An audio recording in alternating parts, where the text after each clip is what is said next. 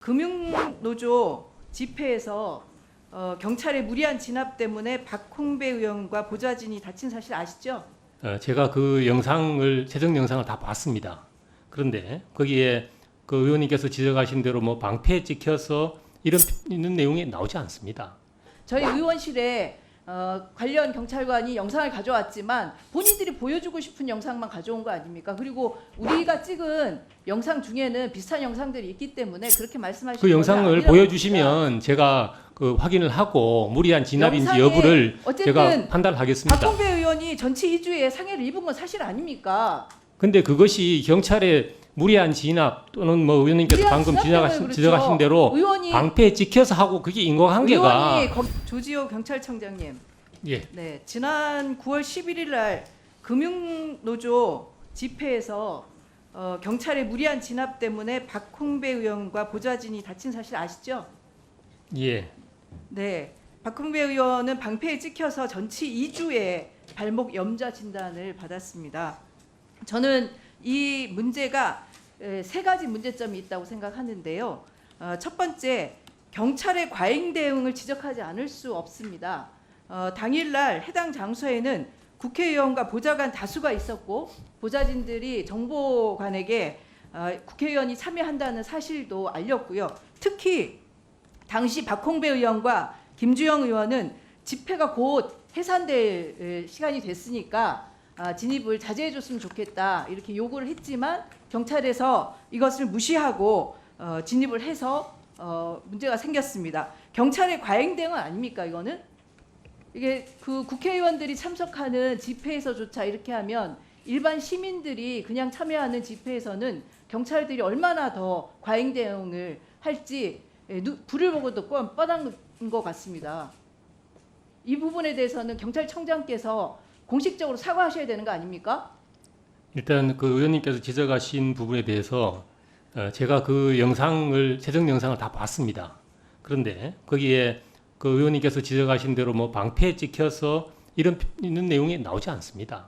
그 최종 영상은 경찰에서 제공한 영상이고요. 그러니까 모든 영상을 아니 청장께서는 영상을 봤다고 하지만 다른 사람들은 그 영상을 다 보지도 않았고 저희 의원실에 관련 경찰관이 영상을 가져왔지만 본인들이 보여주고 싶은 영상만 가져온 거 아닙니까? 그리고 우리가 찍은 영상 중에는 비슷한 영상들이 있기 때문에 그렇게 말씀하시는 그 영상을 보여주시면 제가 그 확인을 하고 무리한 진압인지 여부를 제가 판단하겠습니다. 박홍배 의원이 전치 2주에 상해를 입은 건 사실 아닙니까? 근데 그것이 경찰의 무리한 진압 또는 뭐 의원님께서 방금 지적하신 대로 방패에 찍혀서 하고 그게 인과관계가 의원이 거기 무시로 가서 그냥 폭행을 당하거나 이러지 않을 거 아닙니까? 방패에 찍히거나 이러지 않을 거 아닙니까? 이 부분에 대해서는 앞으로 제가 무리한 진압이 있으면 당연히 사과를 드리는데요. 네, 경찰청에서 이거는 엄중하게 보셔야 됩니다.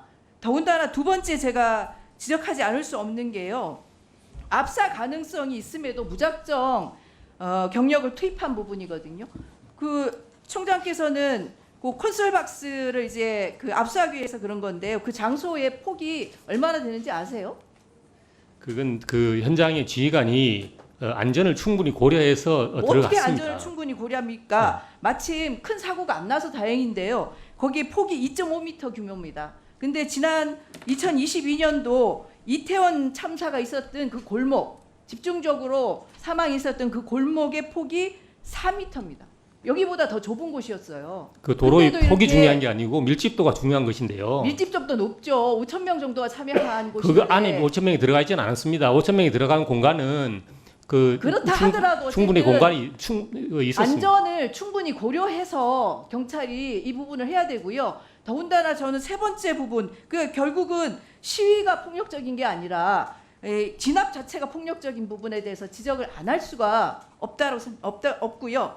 세 번째는 소음 측정 때문에 이제 소음이 기준치 이상이 됐기 때문에 이 콘솔을 압수하기 위해서 진압을 한 건데 실제로 저희가 이렇게 확인해 본 바로는 배경 소음이 지금 59.7dB이 나왔는데 청장님 숨소리가 몇 데시벨인지 아세요?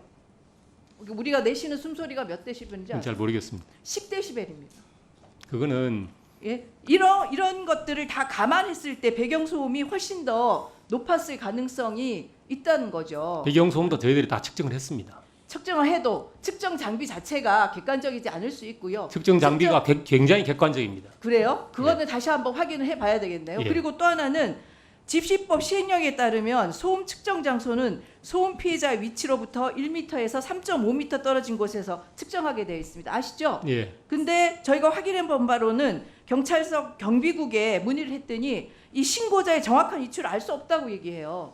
그럼 이거는 위법한 거 아닙니까? 적법한 절차를 밟아서 소음을 측정했다고 보기 어려운 거 신고를 아닙니까? 전제로 소음 측정을 하는 것은 아닙니다. 신고가 와서 소음 측정을 한 거잖아요. 아닙니다. 신고가 왔기 때문에 모든 경찰에 신고가 집회 왔기 시위에는 때문에. 소음 측정을 저희들이 합니다. 아니 소음 측정을 하는데 일단 신고가 왔기 때문에 더 강하게 이 부분에 대해서 대응을 한 거 아닙니까? 저는 이 부분은 설사 소음 기준치를 넘었다 하더라도 좁은 공간에서 무리하게 진입하는 것은 문제가 있다고 생각합니다.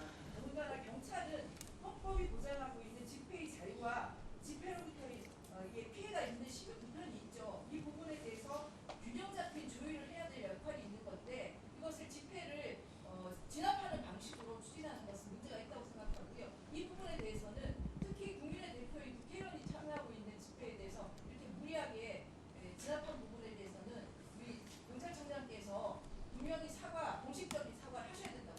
의원님, 마무리. 제가 답변 드리겠습니다. 그게 저희 진압했다고 말씀하셨는데 진압한 것이 아니고요. 저희들이 그 소음 유지 명령을 했고 그리고 그럼에도 불구하고 계속 이후에도 계속 똑같은 소음이 그대로 낮아지지도 않고 그대로 유지가 됐습니다. 그래서 예, 마무리해 주십시오. 예, 두 분. 네. 그 부분도 제가 말씀드리겠습니다. 마무리 부탁드립니다. 두 그 분. 다. 부분도 제가 말씀드리겠습니다. 의원님들이 네, 네. 예. 공개적인 사과를 하셔야 될 것 같습니다. 경찰에서 시민들 집회 자유에 대해서 보장하지 않는다면 그 공권력이 보장하지 않는다면 시민들은 어디 가서 하소연을 합니까? 이 부분에 대해서는 엄중하게 묻셔야 될 것 같습니다. 네. 뭐 특별하게 사과하실 의사도 없으신 것 같고 하면 다음 질의로 넘어가겠습니다, 총장님. 그죠?